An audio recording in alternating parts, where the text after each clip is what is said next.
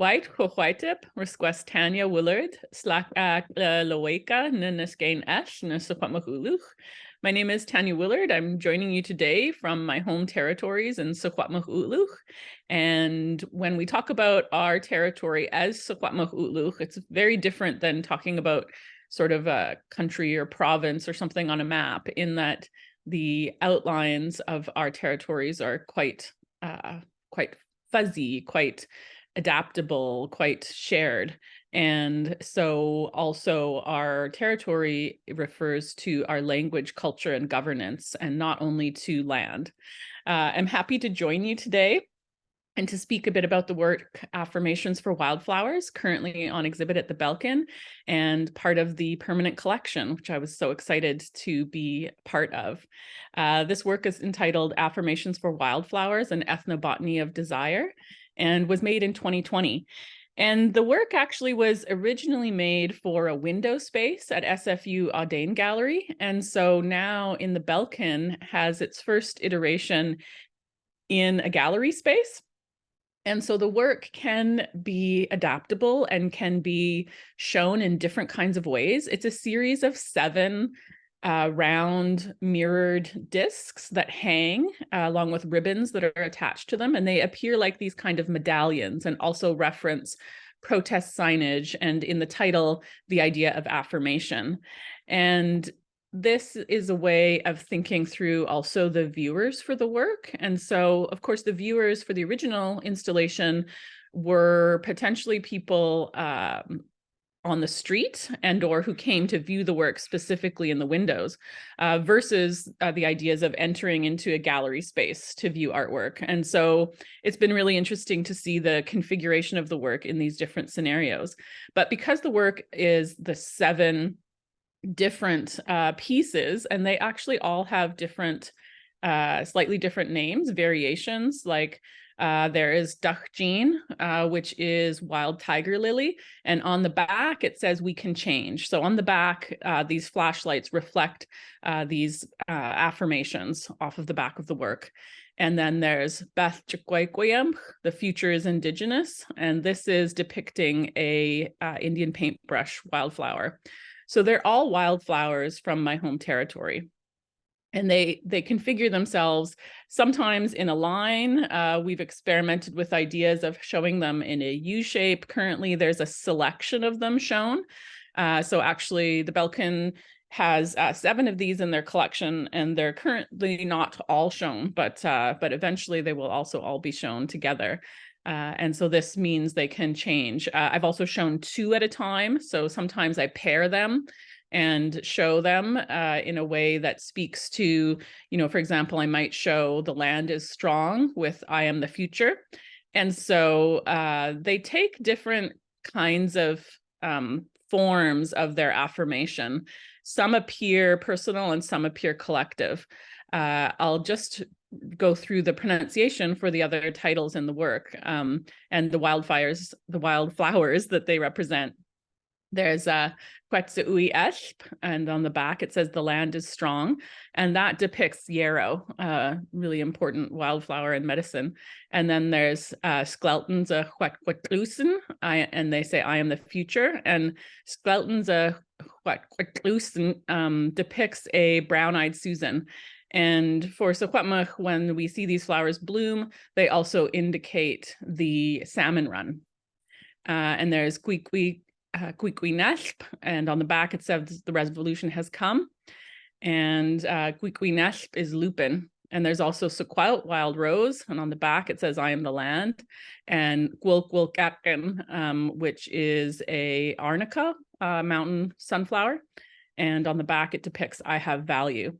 So you can see that because they have different statements and they all have a different wildflower depicted, they can be sort of recombined. And so the work offers this potential, like the wildflowers do, for one to be more present each year.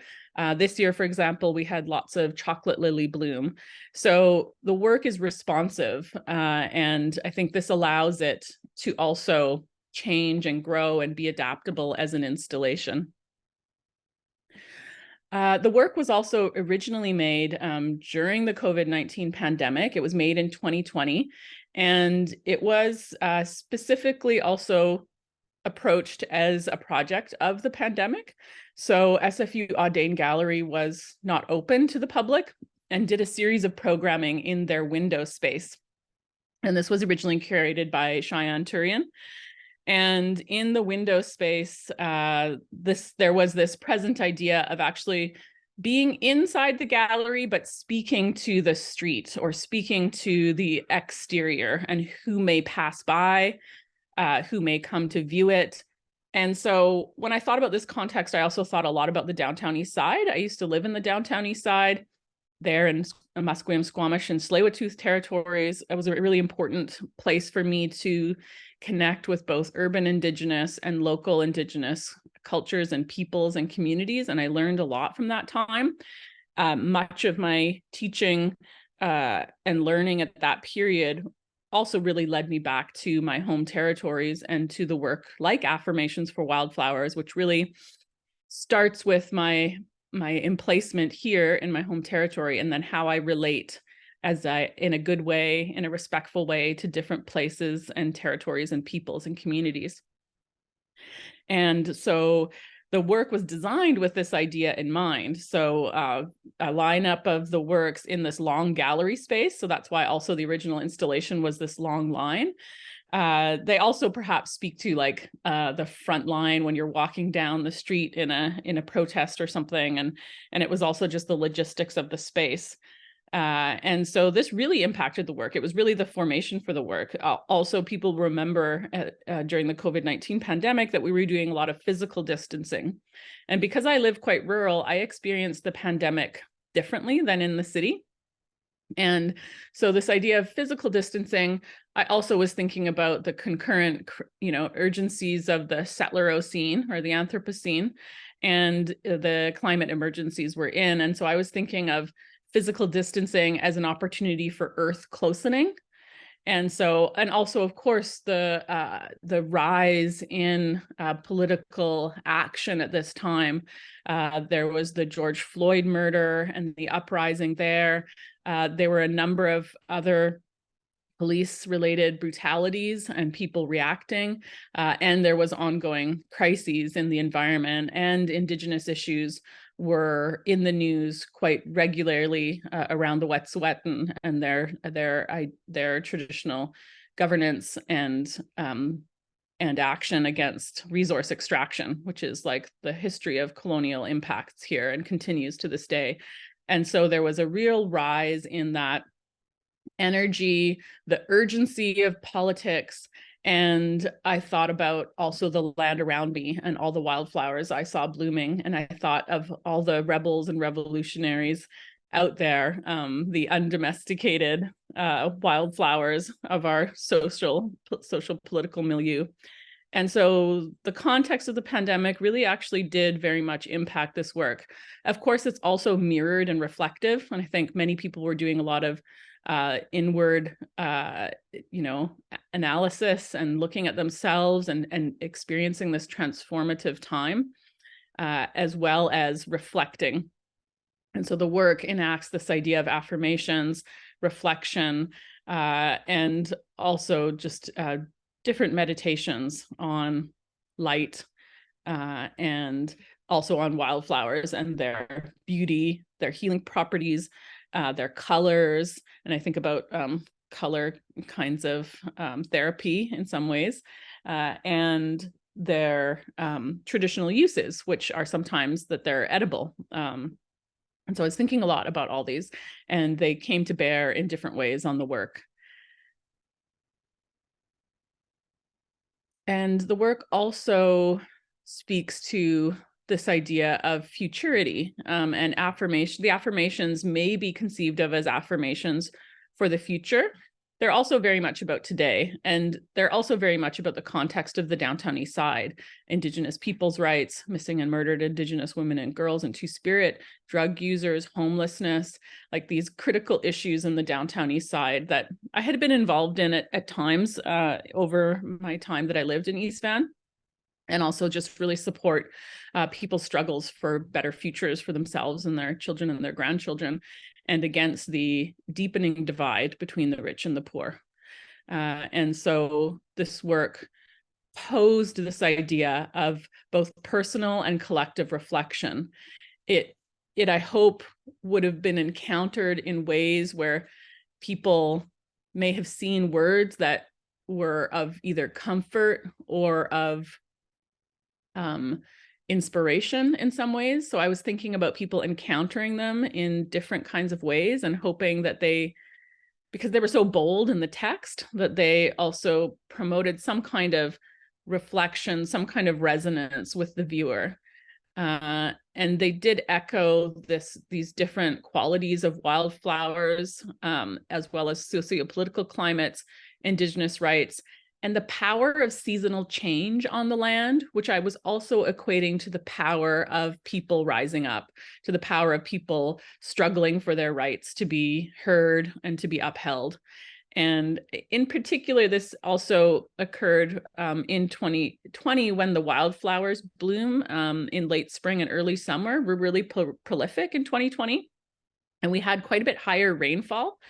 And so that also meant less wildfires and a lot of blooming of the wildflowers. And simultaneously, like I mentioned, there was Indigenous and civil rights protests that were destabilizing entrenched orders. So I was really invested in this, equating what I was seeing on the land with what I was seeing on the news, with this critical and urgent time, that felt like it was an important time. And so this blooming of resistance was also thinking about health, wellness, relationality to land, and that is an important part of our health and wellness. And projecting this affirmation of seasonal cycles, of the importance of the land. You know, you can see in works like The Land is Strong, of the importance of revolutionary struggle, as you can see in The Revolution Has Come.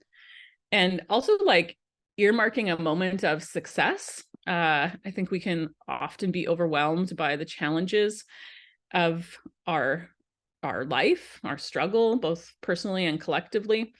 And I wanted some affirmation also of success in there. So it's not the revolution is coming. It's like the revolution has come. The revolution has come over and over and over again at different scales. And when are we going to, you know, come together and have that scale really make a shift? And I think there was a time of shifting. It's quickly covered up as we move forward and things lose urgency. But like the wildflowers, it blooms every cycle, and sometimes it blooms more and sometimes it blooms less.